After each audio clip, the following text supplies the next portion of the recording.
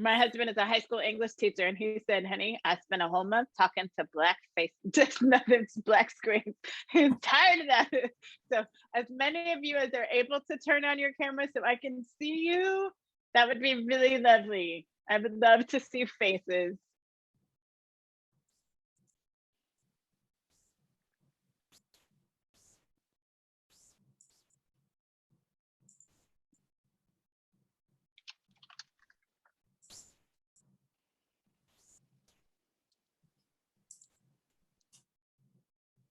Got lots of people coming in from the waiting room. Welcome. So happy that you're all here. Oh, when I see the baby Deanna, oh. Oh. Oh, that gave me life right there. I'm sorry, I'm just going to put this slide up for just right at the beginning and then That's I'll fine. move it. Okay. So we'll do. You're yeah. good. Let's start in one more minute. Yeah, and Kelly, I'll be letting people in once you start. Thank you.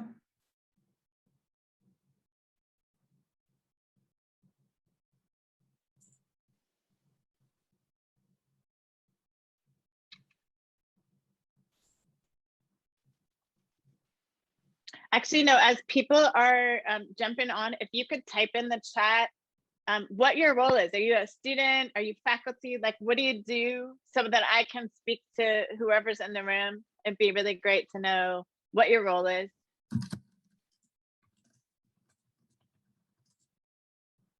And if you're willing, like, why did you decide to show up at this workshop? That would be really great too.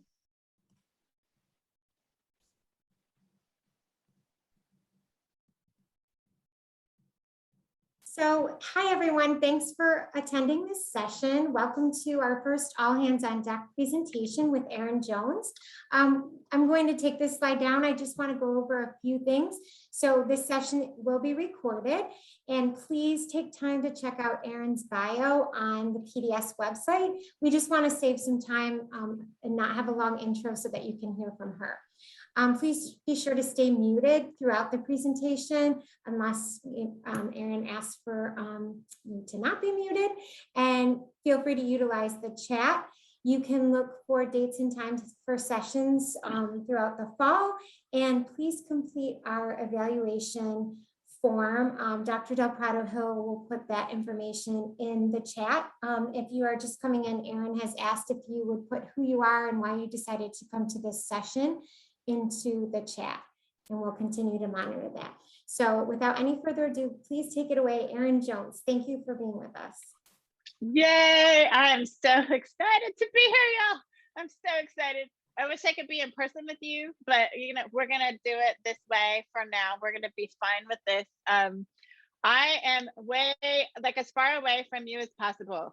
Well, I suppose I could be in Hawaii, that would be further, but I'm in Washington State, on the western part of Washington State. So I'm 3 hours behind you. I've already had 5 trainings today. So it's been a busy day, y'all. It's back to school time. So this is my busiest season of the year. I think I counted, I've done 25 trainings in the last 12 days. So a lot of training, but it is my favorite, y'all. This is my favorite season of the year. I'm a little tired, but it's good tired. You know, you all know what good tired is. Good tired. But who am I? For those of you that haven't had a chance to read the bio yet, I just want to share a little bit about how I come into the space. I really believe the why story is really important in teaching. I think it's really important in teaching to rehearse your why story, because I think when your why is really clear, you're willing to do hard things. When things suck, which they have for the last year and a half, y'all, I know you know this. If your why is really big, you'll keep going. If your why is not big enough, you'll stop. And here's the worst part in teaching. People without a big why will actually keep showing up in classrooms, but kind of dead. And so I just invite you to rehearse your whys. Those of you that are students, I know we have a lot of students in here, really thinking about what is the reason that I want to do this thing called education. Whether you're doing early learning, special education, whatever you're doing, whatever level you're working at, I want to invite you to think about why. And here's the other thing, and this may be a really horrible thing to say right now. If you don't have a why, maybe this is not the career field, and that's okay. I think we do a lot of shaming and blaming of educators when they lose their why or it changes. We think you have to die in this career. And I just want to offer, I don't think that's true. I think sometimes our why changes and we need to get out for a little while, and it doesn't make us bad people. But I want to start with my why and how I show up in this space. First of all you can see is this much of me. So I have a giant afro. It is attached to a giant body. So I am 6 feet tall. So if I were in person, like I cannot be invisible, y'all. Like there are times when I really want to be invisible. It's not possible. It's just not possible. So I just own it. I wear big earrings and big hair because I just am big. I'm a big person and I'm the smallest one in my house. So I am really tiny compared to my sons and my husband. They're all at least 150 pounds bigger and inches taller than me. So I forget sometimes how tall I am. And I think that matters. So just so you can imagine like a 6 foot tall with a giant red afro, that is me. But what you see is not at all, it doesn't tell my story at all in any way. So I want to back up with you and share to you how I came to this point, because I think that really matters. I think education happens in context. I think our stories matter in education, how we show up in education spaces, what our identities are. And so I'm going to model that by starting out by sharing with you my identity story as an entry point for this conversation about equity. So my age is really important. Now, most women don't share their age, but I'm going to share my age because I think it's really critical. I turned 50 years old in July, or in June, sorry, in June. And why is that important? Because I turned 50 years and 3 months ago. I was born in a place that you probably had never heard of until a year and 3 months ago, a place called Minneapolis, Minnesota. And I was born out of the body of a white woman, y'all. Now, obviously, my daddy was not white because y'all white people cannot grow fabulous hair like this, okay? Justin, I see you there. I see you. You know what I'm talking about. But I was born out of the body of a white woman, told in Minneapolis, Minnesota, you cannot keep this baby. So she didn't. And abortion did not become legal till 2 years later. So imagine being forced to carry a baby to term and then being forced to leave that baby in the hospital. That was my starting point 50 years and 3 months ago. And so I was sent to the Children's Home Society literally the day I was born. That's where I started life. And at 3 months old, a white couple from northern Minnesota would show up at the Children's Home Society and they would ask, who are the babies nobody wants? And guess what the director said right away? Oh, Black babies, for sure. Nobody wants them. Remember, Minneapolis, Minnesota, right? So as I think about all the events that have taken place in the last year and a half, I am not surprised because 50 years and 3 months ago, the beginning of my story is reminiscent of what has been happening in Minnesota, really since Philando Castile. I mean, people at the national level were seeing that, but with George Floyd, it was like an exclamation point on this issue that has been Minnesota, but I would argue has been America across the United States for a long time. So this white couple would decide to adopt me. And the day they did, they were disowned by both sides of their good Christian families. Both sides said, we don't want to have anything to do with you now that you have a Negro baby. That's what I was called. And fortunately, my dad's side of the family, all teachers, they would accept me pretty quickly. We would reconcile. My mom's side of the family, that was not the case. And you'll hear a little bit more about that story later.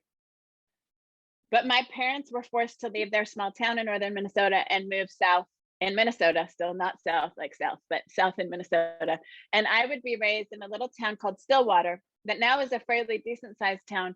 I was the only brown person of any kind in our town. So I want you to imagine what life would be like as the parents of the only brown child in town, always the stairs. And in 1975, my dad decided to take his teaching degree and he said, you know what, we're gonna raise this baby somewhere else. Like we can't continue this way. And so he didn't decide to move to New York or Atlanta or LA. He just said, we're gonna move across an ocean. So he came home one day, I had just turned 5, and he announced to our family, we're moving to the Netherlands. You know, I heard Neverland, so I thought we were going to go live with Captain Hook. and Peter Pan, and I was really excited about this because I'm 5. I don't know what the Netherlands are. And we get on a plane and fly for 15 hours. Y'all, in 1976, there is nothing fun about flying on a plane for 15 hours. I would argue today, when you're 5, flying anywhere for 15 hours is not fun, but in 1976, really not fun, okay? And so we get to the Netherlands, and if you know anything about the Netherlands, they are the tallest people in the world. So I fit really well today. But at 5 years old, we land, and it's like the land of the blonde giants. Like everybody's blonde, everybody's gigantic. Oh my gosh, they're speaking this language I can't understand. It just was insane. So imagine being a kid suddenly in a place where you can't understand a word that people are saying. My dad had taken a job at a school he had never seen. He'd never left Minnesota. And suddenly we're in the Netherlands, and he'd taken a job at the American School of The Hague in the Netherlands, which is the United Nations school. So it's the school that serves the United Nations ambassadors. It serves Microsoft Europe, Shell Europe, big dogs. Today, that school for kindergarten costs $30,000 a year, but I got to go for free. So here I am, this once orphan kid, rejected, suddenly sitting next to people whose parents could afford to spend $30,000 on school for their 5-year-olds. And what that meant for me is that suddenly the stakes were raised. And I don't know that I knew that exactly, but my mother will tell you, starting at 5 years old, I was a competitor. She said there was this alphabet book thing that y'all did, and you had to be the first one finished with every alphabet book. She said from the time you were like, I'm gonna be the best, I'm gonna be the best. And then I get to 4th grade, and I would have an encounter that would change my life. So at 9 years old, my best friend was the Israeli ambassador's daughter. Her name was Yael. Yael, I loved Yael. And if you can imagine what has been happening between Israel and Palestine in the last year, the same was true in 1979, 1980, when I was in 4th grade. And so imagine being a 9-year-old kid and reading in the newspaper that a bomb has just gone off in Jerusalem or on Gaza Strip. Imagine what that's like. We don't have internet. There's no email. You can't just call your family in Israel. You have to just wait for a week to find out who from your family is still alive. Talk about trauma. And so here I am, this 9-year-old girl, watching my best friend struggle through this season of life. And I knew that I wanted to do something to help her, but I didn't know. I'm 9 years old. I don't know what I can do, if my words matter at all. But what I knew I could do is I could begin to learn her language. So I began to learn Hebrew. I don't know why I knew that was important, but I knew instinctively. And so here's this little Black girl. I speak English already. I speak Dutch already. Now I'm picking up Hebrew. And then in November of 1979, my parents would invite me, or they would drag me, not invite. They dragged me to a PTA meeting because they're both teachers, and we got dragged to stuff. And I planned to just sit in the back of the room and just watch, read a book, and just watch. I wasn't really interested, but we get to the library, and I realized Yael's father is there. He's the Israeli ambassador. And so now I'm paying attention. And as they go around the table in the middle of the library and introduce themselves, there's a gentleman sitting across the table from him who's the Palestinian ambassador. And I learned that his child is in the 3rd grade in the classroom right next door to ours. And so here I am, this 9-year-old girl, already learning Hebrew, already heartbroken about what's happening from my friend, now realizing, oh my gosh, the enemy is right here at the table, but they're not enemies. They're talking to each other about the education of their children. And I had a revelation that day. If these 2 men can sit at this table and talk about the education of their children, I bet I could get them to talk about peace. You know, I was 9. Decided that day, we are going to bring peace to the Middle East. And so I went back the next day and asked my friend who spoke Arabic, hey, can you start teaching me Arabic? I think I need to speak Arabic too. Y'all, I was a weird 4th grader. I was such a weird little kid. Like, what 9-year-old is learning to speak Arabic and Hebrew on their own time? So here I am at lunch. Everybody else is out playing. And Monday, Wednesday, Friday, I'm learning Hebrew. Tuesday, Thursday, I'm learning Arabic. And I've decided I'm going to solve the Middle East crisis. And in January of 1980, our school gets a call from the Egyptian embassy from Egypt. And it's somebody who represents the president's wife. So President Anwar Sadat was the president at the time, and his country was in the middle of a civil war. And his wife had this vision. If I could just talk to small children about peace, maybe we could stop war. And she had this vision for doing assemblies at schools and getting kids to talk about peace and commit to peace. And so she said, what a better way to do that? Well, I need to test this out, but what better school than the American School of The Hague, where the United Nations is represented? Why don't I try it out there? And she had a friend, and his name was John Denver. John Denver, y'all, like the John Denver. I'm 9 though. I have no idea who this John Denver guy is. I just know that our 4th grade choir was invited to practice this song called Leaving on a Jet Plane because we were going to sing it with this guy, John Denver. You know, I did not appreciate that till many years later, but I sang with John Denver at 9 years old. And then she spoke. Understand, again, from Egypt, Africa, representation, the first Black woman I ever met. She would share her story and her passion for why she wanted to bring peace. And when she was done, she asked the 4th grade teachers, who are the 3 children most likely to change the world? John and I would like to have them for lunch. And guess who was chosen? The weird little kid that was learning Arabic and Hebrew. I got to sit at a table between John Denver and Mrs. Sadat at 9 years old. And she would ask us this question: how do you plan to change the world? Now, I don't know how many of you have worked with 9-year-olds, but I taught 9-year-olds for a while. I taught 4th grade for a little while. Y'all, most 9-year-olds are worried about Fortnite and TikTok. Like, they're not thinking about changing the world.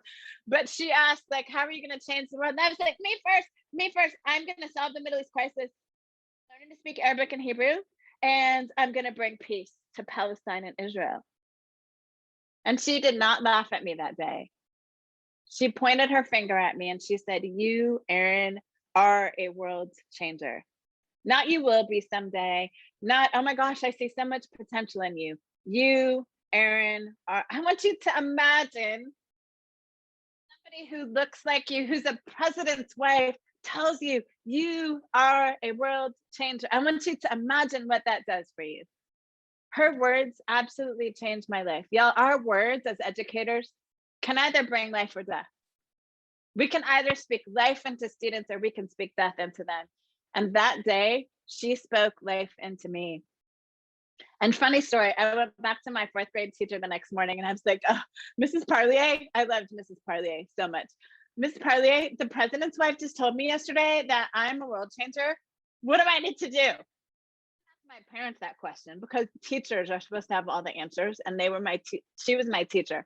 So poor Mrs. Parlier had to answer this big life question, and she was ready, y'all. Miss Parlier was the best 4th grade teacher ever. She reached into her desk drawer without even waiting a second, and she pulls out this packet of fractions, and she gives it to me. And I thought, well, if Mrs. Parlier says do math, I'm going to do math, and I did all 50 pages that night. And I brought it back the next day. And she looked at it and she's like, did you do? I said, yes. What do I need to do now? She said, you did all that last night. I said, you told me to do that to change the world. I followed directions. She would give me about 1,000 pages of math homework that year. And here's why that's really important. I learned from her. Now, first of all, I know now math is not the answer to changing the world. It's what she had in her desk. So I know there was no magic. It's what she happened. She was a quick thinker, y'all. Miss Parlier, I knew she passed away from cancer a few years ago, but I've known Miss Parlier since I was in 4th grade. Her son and I went to school together, so I loved her dearly. Y'all, she was such a fast thinker. But what she taught me is when you want to do something great, you have to be willing to do more than the students around you. And she taught me that lesson.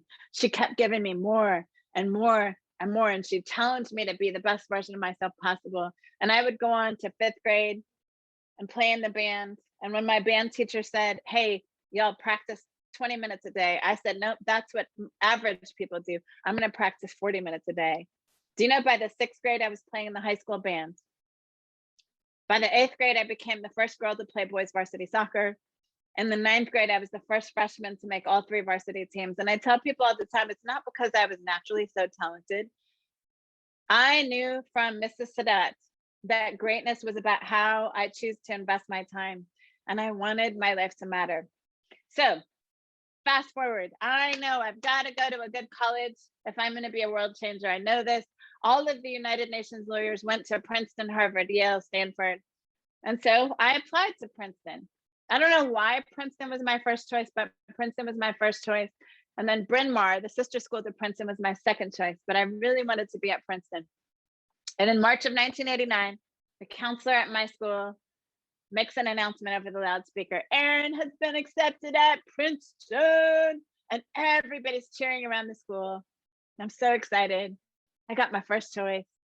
And then I get home. And mom and dad are waiting for me when I get home. And I can feel the weight of something in the room when I walk in. And they sit me down at the dining room table.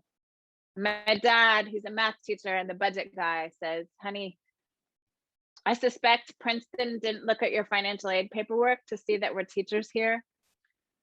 They only offered you a $1,000 scholarship. Y'all, I graduated from high school with a 3.9 GPA, 11 AP classes, quadrilingual, AP in 4 languages, triple varsity athlete, 2 instruments in the band. Y'all, I did everything one does to get into Princeton and get a scholarship. But Princeton gave me $1,000. And I'll never forget that night. It's the first time I saw my father cry. I don't know who was more upset, me or my parents, who'd watched me do everything to get to America. And we cried together at that table, and I felt like my life was over. You know, when you're 18, it's just, I look back now and it was just so silly. But at the time, it felt like I had worked to get to America and I wasn't getting there. Well, about a month later, I'd get another letter from Bryn Mawr College, which is right outside of Philadelphia. Well, the brochure said it's in Philadelphia. And the reason I had applied there is because my favorite TV show growing up. How many of you watched The Cosby Show? Who watched The Cosby Show? I know he's a hot mess, y'all, but I love Felicia Rashad. I wanted to be Felicia. Felicia Rashad was my Black mom, y'all. She was, and my white mama knows this. Like, we watched this show together. She knew she could not be Felicia Rashad, so she just let me have Felicia Rashad as a mom. And I wanted to go to Philadelphia because that's where The Cosby Show was set. Will Smith had also just started The Fresh Prince of Bel-Air, and we had that show as well. And so I thought, Philadelphia, slavery, civil rights, we show Will Smith. It seems every Black person lived in America because it's all I knew. We didn't have YouTube, we didn't have Facebook. We got to see what was on television, and that's what I knew. And so I got on a plane in August of 1989 and flew to America 2 weeks early for soccer preseason. And I get to the airport and we drive, and Bryn Mawr is not in the city. And y'all know this in Buffalo. You know, the city is different. Brooklyn is different. Y'all know this, right? Like, there's the wealthy suburbs and then there's the hood, right? Well, my college was not in the hood. It was in the wealthy suburbs. And of course, the main line is where the original settlers lived, who super wealthy. And the houses just keep getting bigger. And I do not see any people who look like me. And we are not in Cosby land. And I get to my college town, and the very first sign I see says, Bryn Mawr Cricket Club, y'all. Cricket. Like, who plays cricket in America? I know cricket because I lived in Europe, but America, really? Who plays cricket in America? And it says Bryn Mawr Cricket Club, no coloreds or Jews allowed here. 1989. And that sign did not come down until 2012. I want you to imagine being a colored girl in America for the first time, and this is the sign you see. My mom was asleep in the taxi, and I knew if I told her about the sign, I was going to be on the next plane home, and I was not going to be going to college. And so I did not tell my mom about that sign, but that sign was a great predictor about my first year in America. The number of times I was called the N-word, the number of times I was followed in the grocery store was just heartbreaking. So I played soccer and basketball for the college. In fact, I started in every game on the basketball team, played every single minute. We won every game that year for the first time in the history of my college, had a great season. And then basketball was over. Do you know my coach never checked on me? Once I was not scoring points, once the season was over, not one of my teammates checked on me, not my coach. Nobody checked on me. I'm in America on my own. having to navigate now. And I did not do a good job of that. And I stopped going to class. I stopped eating. And one day in April of 1990, I woke up one morning and actually it's 1990. I woke up one morning and the sun was shining on my face and I felt like, I just need to get up and just walk. And I got up and I just started walking and I ended up 3 towns outside of my college town. And suddenly everybody in this town was Black. How many of you have seen the movie The Help? Okay. So we think about The Help often as being the South, but y'all know we have The Help in the North too. It just looks different. It looks different. But in Philly, The Help is Black and The Help lives in the suburbs too, but in their own little tiny towns. And this particular little town was the little town that served the people in my college town. And so Black women and men would walk to these people's homes to work as their nannies and cooks and drivers and all of that. And I had never seen this town before. And in the middle of this town was a basketball court. And the game was about to start, except there was a guy late. So they only had 9 guys. And this very tall man on the court sees me and he says, "Hey, out here, we need one more to play." Turns out his name was Dr. Julius Erving. So if you do not know basketball or are young, you may not recognize that name. I see the older folks nodding their heads. Just trust me, one of the greatest NBA stars to ever play the game. I had no idea who he was. He just called me to play and I was like, okay, he looks like somebody you don't mess with. I'm just gonna play, okay. So I would play with Dr. J for an entire day. He and his sons were playing with a bunch of their friends and I played with them all day. And he took his kids home in a Mercedes-Benz at the end of the game. And I'm sitting on the sidelines with 3 Black boys, probably 15, 16 years old. And I said, "Y'all, who's this J guy? He's pretty good." They're like, "How do you not know Dr. J?" "I'm from the Netherlands." "The what? What is the Netherlands?" And I'm trying to explain to these young men and they have no idea. And I said, "Where are you guys going to high school that you don't know where the Netherlands are?" "Oh, we're not going to school. We stopped going to school a long time ago." And I remember saying to them at 18, "How do you not go to school in America? Like, isn't it by law you have to go?" And they said, "Well, that may be true, but nobody's ever come to find us. Nobody's ever come to find us." And my last question was, "What are your dreams for the future if you're not going to get a high school diploma?" And all 3 boys said, "We don't expect to live to be 21. Why would we dream about a future?" That was all I could do to not just start bawling right there in that space.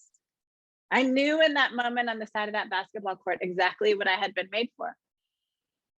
I knew how I wanted to change the world in an instant.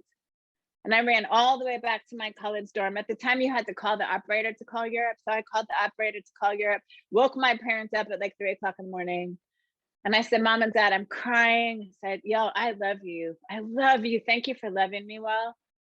Yeah, my white parents read Angela Davis and W.B. Du Bois and James Baldwin and Langston Hughes and Zora Neale Hurston. They watched Eyes on the Prize with me. Like my white parents did the most to make sure that I understand the history of this country. I said, "Mom and Dad, thank you for loving me well. Thank you for being teachers. Teachers change the world." For the first time in my life, I realized teachers change the world. I just had never seen teaching that way until that moment. I knew suddenly these boys deserved to have a teacher like my parents had been for me. And I said to my mom and dad at 18 years old, across an ocean, "I know that I need to be a teacher and I need to do it right here in America. I'm not coming back." I want you to imagine if you're a mom or a dad and your child says, "I'm not coming back." This is before email and cell phones and Facebook and all that. It means something to say "I'm not," and I said, "I'm not coming back." Y'all, I've been in America for 32 years. I never went back. I don't regret it 1 second, but I never went back. I spent my first 2 years of teaching 4th grade special education in North Philadelphia. And then my husband and I got married. He was a Division I football player at Oregon State, graduated with a 3.9, the only Black student, the only football player in the English department, 3.9 GPA as a scholarship football player, got a full ride to Notre Dame for graduate school. We got married there, had our first child there, tried to buy a house there in 1995. We're told by the real estate agent, "We do not sell to your kind. We don't sell to your kind. And I said to my husband, where could we live in America where our children and my parents could all live in the same block? And he said, Tacoma, Washington is the only place I know. That's where he's from. And so we would move out to Tacoma about 24 years ago. I would start a school in my garage because I knew already from watching public school what happened to little Black boys. We had 2 little Black boys. What happened to them when they didn't know how to read, write, and do math before school? So I started a school in my garage for my children. We added 13 children from the neighborhood. I taught every little brown child in my neighborhood for 2 summers, and every day after school, we opened a little school in my garage. And then, y'all, I got invited to try out for the WNBA. I told you I'm tall. Now, not every tall Black lady is a basketball player. I happen to be a baller, y'all. I played for 40 years, so I get to call myself a baller. But I would be invited to try out for the WNBA at 28 years old. By the way, don't try starting a career at 28. But I'm one of those people that I don't want to ever look back and wish I had. So I said, sure, I'll try it. I don't think they knew. I was 28 with 3 little kids. But I tried out for the WNBA at 28. For the Seattle Storm on a Friday, the Portland Fire on a Saturday. Did not make either team, but I got seen by an Olympic coach at the Portland tryouts and was invited to play against the Mexican Olympic team right before the Olympics in 2000. And so at 30 years old, I got to be the player captain to play in Mexico City against the Mexican Olympic team. What my coach did not know is that I speak Spanish fluently. So my degree is actually in literatures of the African diaspora in English, French, and Spanish. And so I got to be the player, captain, translator for the American team against the Mexican Olympic team. Got to share my story in Spanish. They call me La Giganta. They'd never seen anybody like me with La Giganta with the hair. I was the giant one with the hair, which I just love. I love that. We go to Mexico every summer now, and I'm always the giant one with the hair. I have giant hair, giant body. I'm just the giant one. But I knew after our first game, as I watched little kids line up, about 100 little kids line up to just say, thank you for sharing your story with us. I knew that I had to go back to America and teach. It was time for me to be back in the classroom. So after a summer of playing in Mexico City, I would come back to the States. And my cousin called me and my dad's side. I told you my dad's side are all teachers. We had reconciled, and he calls and he says, Erin, right before school starts, I'm coaching this camp in northern Minnesota. I need you to come. I need you to share your story and coach with me. And I said, Bill, I think my mom's mom lives in your town. The only way I'll come is if I can meet with her. He said, are you sure you want to do that? I said, I'm positive. My grandma was 86 at the time. We'd had no contact with her. And I knew that I needed to reconcile with her. And so I coached this camp, show up at her retirement center. My grandfather had already passed away. And my little 4'10" grandma opens the door for me. And in her hand, she has a shoebox. And in that shoebox is every school picture I'd ever taken. My mother had been sending them to her mom all these years. Every certificate I'd ever won was in this box. Every newspaper clipping from high school and college was in this box. And here's what my 86-year-old grandmother said to me at 30 years old. Honey, do you know, out of all of our grandchildren, there were 8 of us, you were the favorite. We just didn't know how to tell you because you're, and she used the N-word and not Negro, the N-word that you should never say out of your mouth. She said that word. You were the favorite. We didn't know how to tell you, in the same sentence. And do you know, I had a revelation in that moment. America, we are bad at talking about race. I think for the most part, 98% of Americans are not racist. I think most people are unpracticed at talking about race, and we've made it a taboo subject. And so I lost 30 years of life with my grandma because she didn't know how to talk about race. And I said, Grandma, you can't use that word. And she said, what do I call you then? I said, how about start with Erin? And then she said this, can you ever forgive us? Your grandfather went to his grave and he never got to tell you how much he loved you. Do you know the moment I began to do this racial equity work was that moment? As I realized, not only do I need to teach children and be a champion for young people, I need to teach us adults how to talk about hard things. And I made a commitment that day. I will use the rest of my life to help people understand racial equity and racial justice. And so that began this journey that I'm on. So I would go on to teach middle school. I taught every subject in middle school. I actually taught French immersion. So I taught literally every subject in French every single day, no English at all. So I taught history, math, science, PE, and French. I wrote all my own curriculum for it. I've taught English, I've taught history. I moved up to the high school then and taught AVID, which is a college access class and a diversity class. I the Milken Teacher of the Year award in 2008, and that propelled me to work for our state superintendent. I was actually the only person on cabinet who had taught in the last 20 years when I served on cabinet for our state superintendent.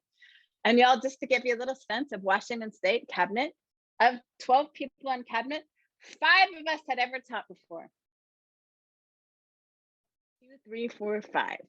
5 had ever taught before. And I was the youngest by 20 years. The only person of color. It was exhausting.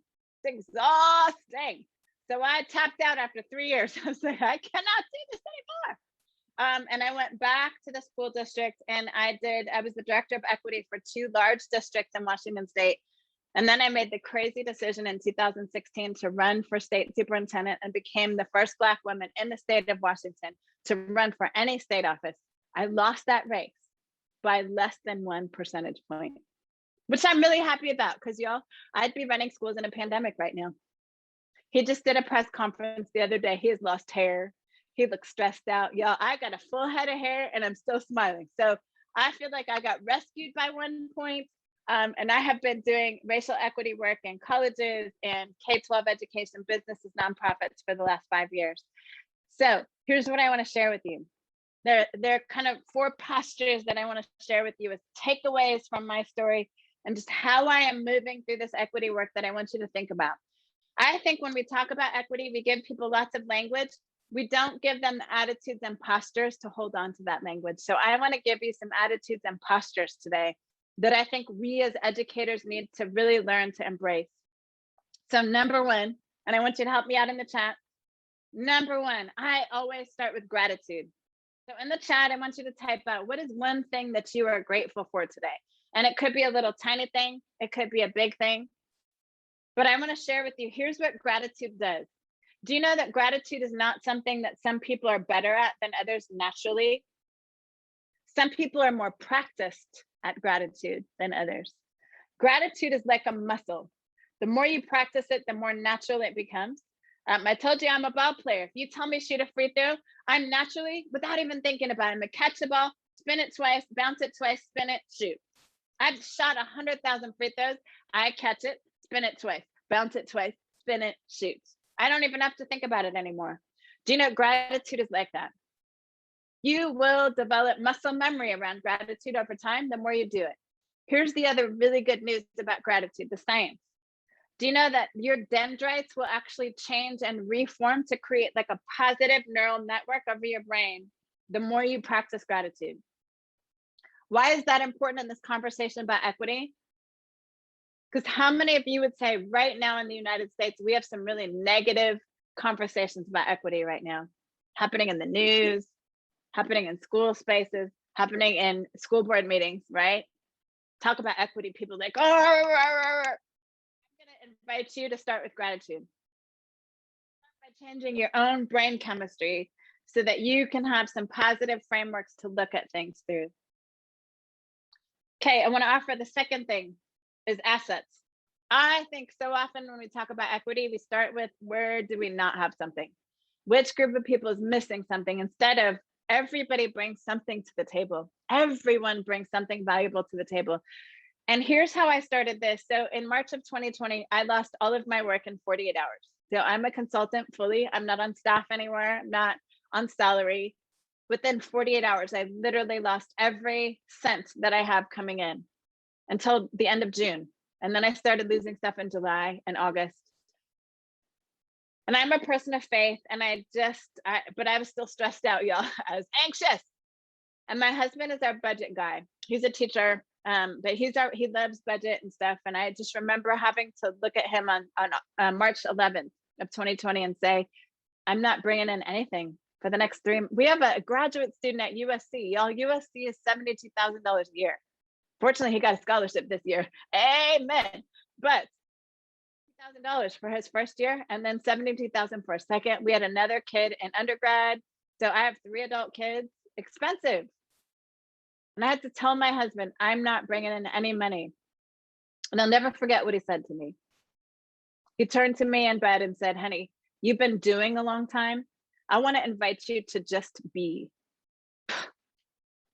Can I tell y'all, like, that is love. I want to invite you to just be. I cried for about an hour. Just be. Just be. Seriously. We just celebrated our 28th wedding anniversary last week. So, but marriage is not easy, y'all. It's not easy. I'm glad that we had our bad moments 10 years ago and not last year, because yeah, I love this man. He said, just be. And so it gave me permission to just be. And I had this vision by March 13th. And I want everybody to put your hands up in the screen. Put your hands like you're holding water. Like if you scoop your hand in a pool of water. I want you to imagine in your hands, you are holding the things that you are best at. Your skills and talents. Guess what? The things you're best at, you don't have to be the best at. And again, the things you are best at, you do not need to be the best at. I want you to picture physically your talents and skills in your hands. Picture those physically in your hands. Okay, put your hands down. I knew by March 13th, if I don't get paid, here's what my skills and talents are. I knew, number one, I love to teach y'all. I'm that person that we get out on the dance floor at the casino. We don't even gamble. We just go to dance to live music. Well, we haven't for a year and a half, but before the pandemic, we would go and dance. And if the electric slide started, I would find that person that didn't know how to do it and stand next to them and say, okay, now right, 2, 3, now left, forward and back. I'd be out there teaching. I'm the person at the mall. When I see little 12-year-old boys acting a fool, I will walk right up in the middle of them and say, I know you know better than this. No, you know better than this, right? I'm that person. Like give me 5-year-olds or 85-year-olds. I love to teach y'all. I love to teach. So I knew teaching was in my hand.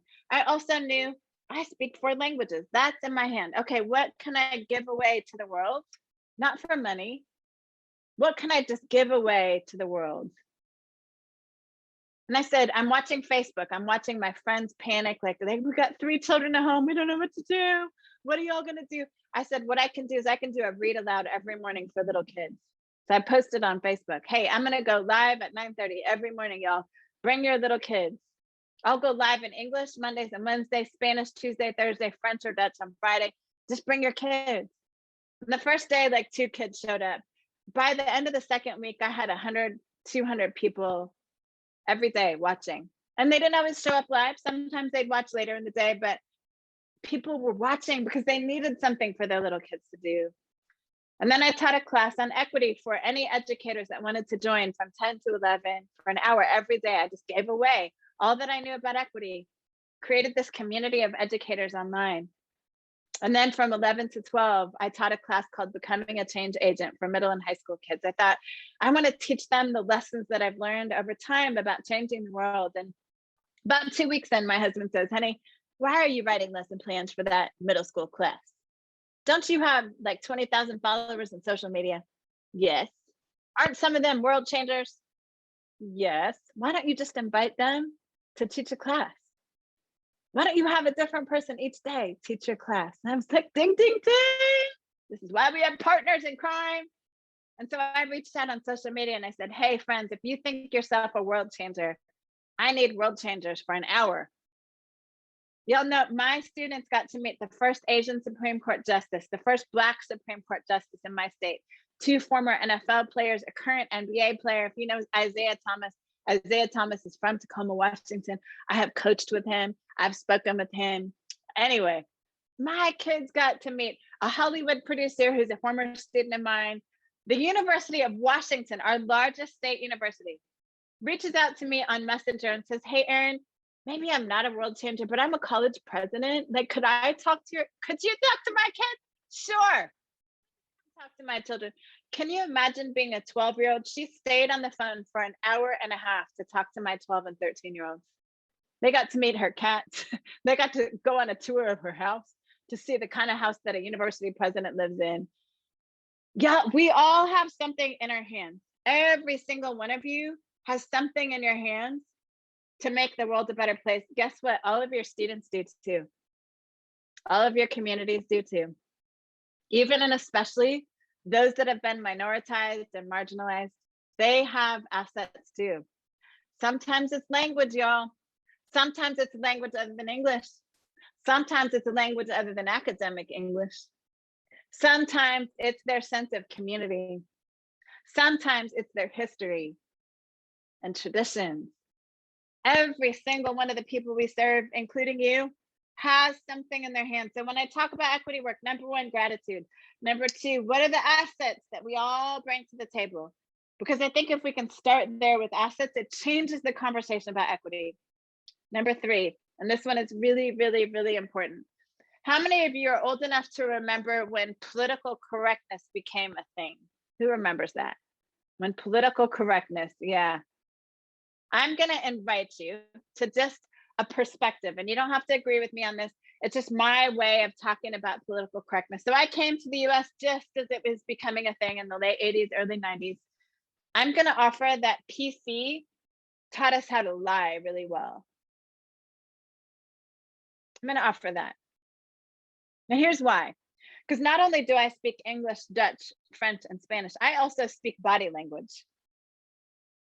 And I have watched people over time say the right word, but I can tell everything in their body language is telling me they don't believe it.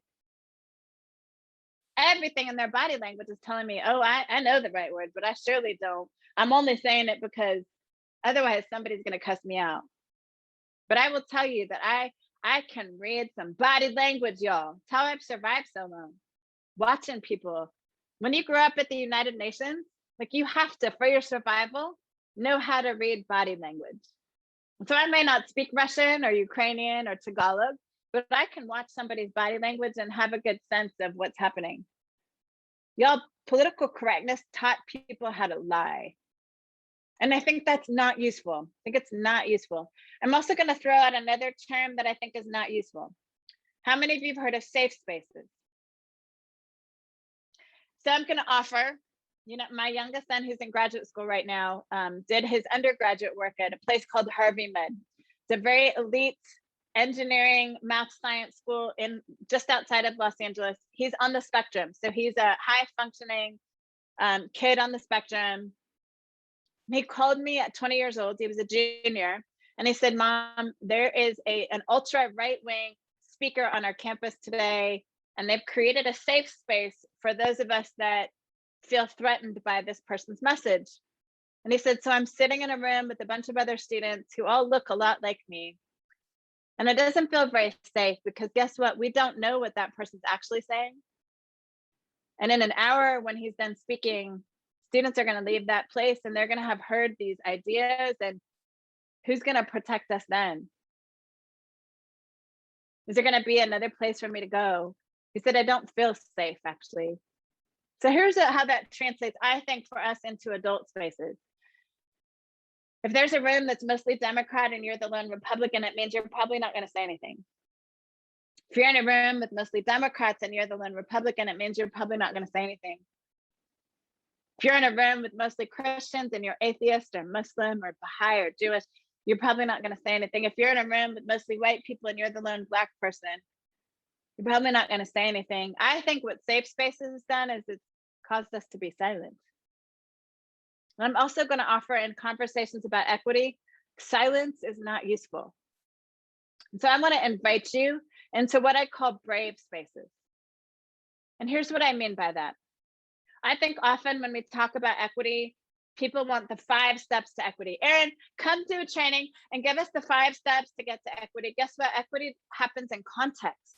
What equity looks like in Buffalo is different than what it looks like in New York City. It's different than what it looks like in Baltimore. Or is different than what it looks like in Atlanta or Seattle. So I'm going to offer first step in brave spaces. Let's pivot away from fixing to learning. Pivot away from fixing to learning. Took us a long time to get here. We're not just going to magically in 5 steps get out of here. So pivot from this headspace of I just want to fix it now to learning. 2, I want to invite you to embrace discomfort. We talk a ton about growth mindset with children. I'm just going to offer, after 30 years of working with teachers, we suck, teachers, at actually embracing growth mindset for ourselves. I hate to break it to you, but we're not good at change. We're not good at that. We got to get good at it, teachers, educators. We got to get good at embracing hard things and pushing through them. So discomfort is a guarantee in this process. As you work through equity stuff, there are going to be times where you feel uncomfortable. Don't allow that to paralyze you. Don't run from the discomfort. Push through it. I also want to offer that I believe in brave spaces. Shame, blame, and guilt are absolutely unuseful. But I do not allow shame, blame, and guilt in brave spaces, because it may feel good to shame people or blame them, but I actually believe shame, blame, and guilt don't lead to learning. And I'm just going to offer, who here has ever worked with middle school children? Okay, I am a lover of middle school children. I love 12 and 13-year-olds. I know you got to be a little crazy to love 12 and 13-year-olds. They're a little crazy, y'all. They're a little crazy. I'm a little crazy. I told you that from the beginning. I'm a little crazy. Here's the deal. If John, well, first of all, 12-year-olds do dumb stuff all the time. Their brains and their bodies are not connected. Their hormones are freaking out. Their bodies are changing quickly. They do dumb stuff all the time. But guess what? If I tell John, you are stupid, guess what? John is never listening to me again. He's not learning from me anymore. Now, John, when he does something stupid, I may pull him outside and say, John, that thing you did there was really dumb. I know you were smarter than that. So I may label the thing he did as dumb, but I'm never, ever, ever going to label John as dumb. Not ever. I think the same is true in these conversations about racial equity. It is not useful. Man, you're such a racist. You're so ignorant. It's not useful to call people names. So I'm going to offer, if we want people to be brave, calling them names is not useful. Shaming them is not useful. Doesn't lead to learning. So number 1, pivot from fixing to learning. Number 2, push through discomfort. Number 3, shame, blame, and guilt, not useful. Number 4, when you mess up, which you will, yo. I mess up and I do this work for a living. When you mess up, say, I am sorry. It's that simple. I am sorry. And here's a non-apology, y'all. Here's a non-apology. If you were offended by what I said, then I am sorry. No, that is not an apology. Don't do that. Another non-apology. Man, you're taking me too seriously. I didn't mean it that way. I was just joking. Don't do that either. Just say, I am sorry. And then make a commitment to change and get better. Okay? And then when you make a mistake, show grace for yourself. So I'm just going to use another basketball example. As a college ball player, if I missed a shot and we lost the game by 1 point, I would beat myself up for weeks, especially if it was a big game. Like, I would take all that on my shoulders and I'd go back and replay the game in my head and replay my missed shot in my head all the time. Y'all, I can't go back and replay that game. That's not useful. Here's what I can do though. I can go back and replay the game and think, man, I did not set the block at the right time. I didn't spin off the block the right way. I need to work on my form. You can change your form. You can't go back and change what happened. Does that make sense? So you can go back and replay what you did and think about, man, next time I need to do this and not that. But going back and beating yourself up for something you said, it's not useful. It's not useful. So fix your form, okay? Last thing, and maybe the hardest. I believe in brave spaces. We have to get curious, especially about people who are different from us.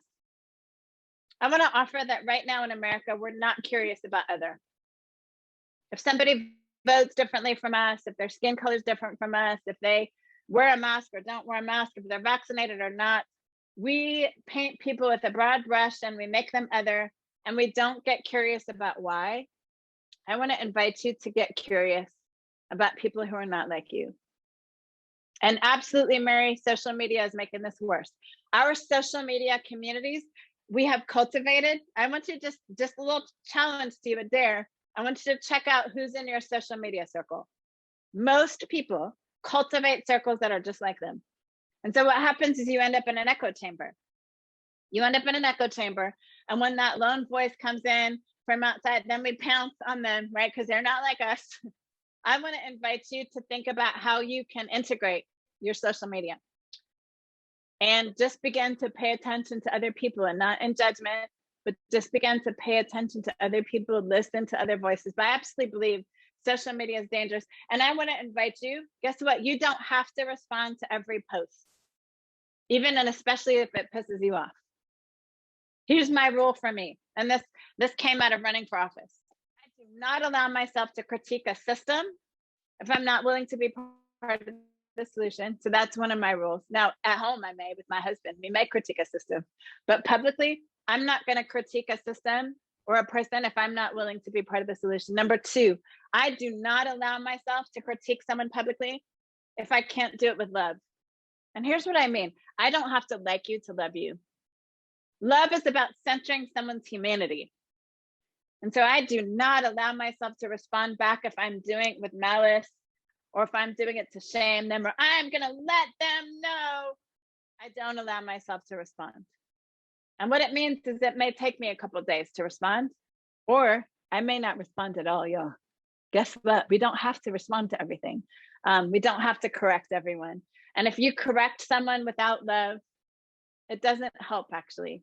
So I just want to invite that. So number one, gratitude. Number two, your hand with the assets you bring. Number three, brave spaces. I'm going to give you 3 words to close that I am using to move through equity work. And I want to define how I define equity, and then I want to give you 3 words. So equity, as I define it, is meeting people wherever they are, and getting them to flourishing, not success, because I think success in America is measured by how much money people have, how many degrees they have. So I talk about flourishing, not success. Meeting people where they are and getting them to flourishing. Equity requires that we look at systems, tear down the ones that are a barrier, and build bridges to thriving. So it means both tearing down systems and practices and policies that are a hindrance, that are creating barriers, and building bridges for people to whatever the resources they are. It means both things, okay? So that's how I define equity. 3 words that are framing how I think about equity: humility, humanity, history. Humility, I show up in every space, but the humility that I don't know it all. Y'all, I'm still learning so much stuff. I don't know it all. And guess what? I cannot do equity work by myself. You as an educator cannot do equity work. You've got to link arms with other educators and community-based organizations and families and students to do this work. So humility, can't do it by myself, don't know it all. 2, humanity. I choose to see every human being, especially those who believe different from me, vote different from me, look different. I choose to see them as being equally valuable in the world. It's hard, y'all. It's hard to do that. It's hard. I'm just going to own for me. It's hard to do that. But I choose to see every human being as being equally important to me. Number 3, history. Every single one of us has a story. And every single one of our stories has good, bad, and ugly. Every one of our stories. Guess what? The school that you are in and the school that you will teach in also have stories of good, bad, and ugly. America, y'all, has stories that are good, bad, and ugly. We cannot fix what we're not willing to face. So can we have the humility to tell the good, bad, and ugly of our stories so that we're able to fix the places that we can fix? So humility, don't know it all, can't do it by myself. Humanity, let's choose to see every human around us as equally valuable. History, let's tell our stories and then get curious about stories we may not know yet. Okay, I'm going to end there. Thank you so much for having me today. I hope that you learned something. I want to encourage you to think about your own personal stories in this work. Your story is really critical as an educator. Your story is so critical. And whether you have a story like mine, I don't think there's a story like mine anywhere else. You don't have to compare your story to mine. your story is equally valuable to mine. It's just different. Oh, I forgot to tell you. And I read a book about all this. So I just got published like 3 weeks ago. So I forget. I'm really bad at that, y'all. But I wrote a book about this, and in about 2 weeks, there will be a PDF of questions that you can use if you want to do a book study. I am creating a whole PDF for teachers. So I think the link will be in the chat for you to get the book. However I can help you, I'm going to put also in the chat all of my social media contacts. Please feel free if you have questions to reach out to me. I'm on Twitter, I'm on Instagram. Don't try to friend me on Facebook. I have 5,000 friends, so you cannot friend me there. I didn't know there was a limit, but there is a limit. But please don't hesitate to reach out to me with questions or thoughts if you want. Again, thank you so much, faculty, for inviting me to be in your space. I hope that you are encouraged and inspired. Chile is in the house. I see you, Chile. I see you. Yes, thank you so much for having me. I think I'd turn it back to Kelly. Go ahead. Thank you so much, Erin. You're so inspiring. We loved your talk. It was from the heart, and we really appreciate the time you took to be with us today. So everyone, please see Dr. Del Prado Hill's message in the chat. It has information on Erin's book and also an evaluation that we'd love for you to fill out about the session. And we hope to see you at further sessions in our All Hands on Deck series to get us ready for the school year. Thanks so much again. Have a nice evening. Thanks, Erin. Bye, everybody.